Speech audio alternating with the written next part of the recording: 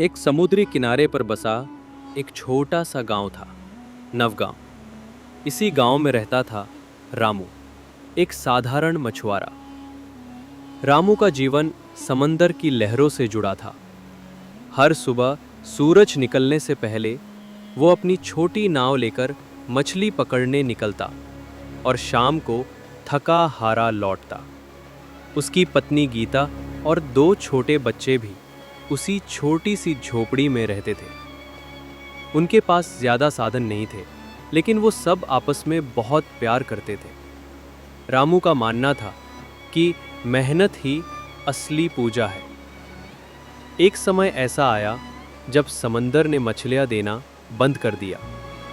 कई दिनों तक रामू खाली हाथ लौटता रहा।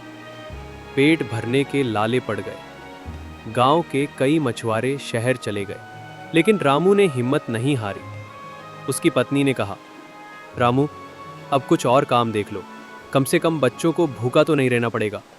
रामू ने मुस्कुराकर जवाब दिया, गीता, ये समंदर ही हमारा घर है, हमारा भगवान है। जब तक सांस है मैं इसका साथ नहीं छोड़ूंगा। एक रात जब पूरा गांव सो रहा था, समंदर में हलचल मच गई। मौसम विभाग में चेतावनी दी थी, लेकिन मछुआरे जैसे रामू को कहाँ खबर मिलती। वो रोज की तरह सुबह निकला, लेकिन समंदर इस बार शांत नहीं था। हवा तेज थी, लहरें ऊंची और आकाश पर काले बादल छाए थे। रामू की नाव समंदर के बीच जाकर फंस गई। लहरों ने उसे इधर उधर पटकना शुरू किया। उसने अपनी पूरी ताकत से नाव को संभालने की कोशिश की, लेकिन रात होने तक वो एक टापू के किनारे जाकर फंस गया। वो टापू सुनसान था, ना इंसान, ना मदद, ना खाना। रामू ने टूटी नाव से रस्सियां और कुछ सामान निकाला। केले के पेड़, समुद्री पानी से दूर एक छोटा जल स्रोत और कुछ जंगली फल उसके जीवन रक्षक बने। वो वहां 3 दिन तक अकेले रहा।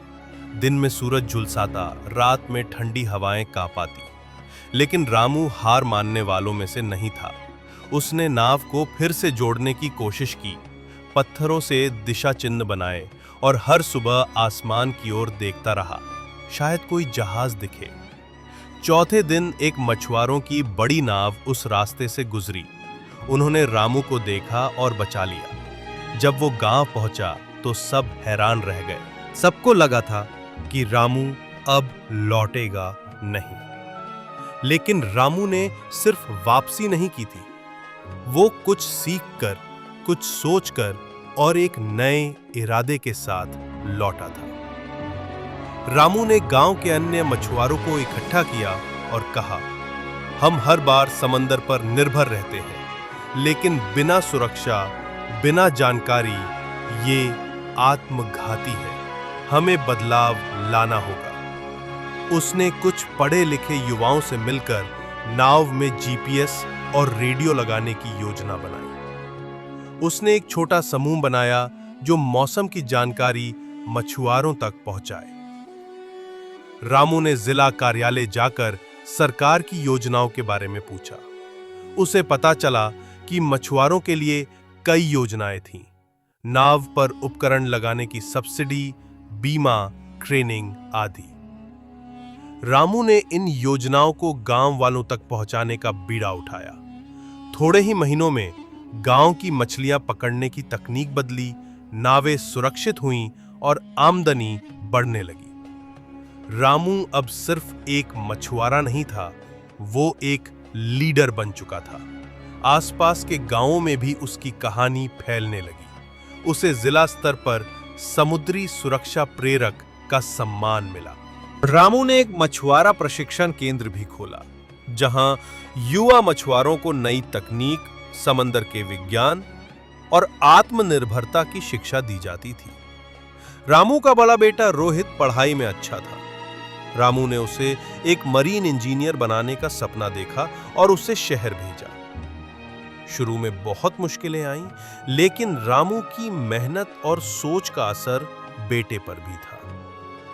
कुछ सालों बाद रोहित एक सफल मरीन इंजीनियर बना और अंतरराष्ट्रीय जहाजों में काम करने लगा।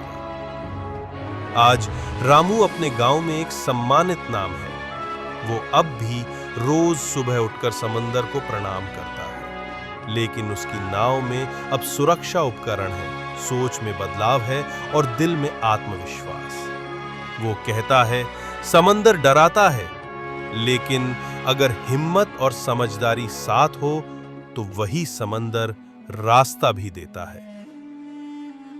रामू की कहानी हमें सिखाती है कि साधारण इंसान भी असाधारण काम कर सकता है। बस जरूरत है हिम्मत, सही सोच और कभी हार ना मानने वाली जिद की। जीवन में संकट आते हैं, लेकिन अगर हम संघर्ष करना जानते हैं और सीखने का जज्बा रखते हैं तो हर तूफान के बाद सूरज जरूर निकलता है।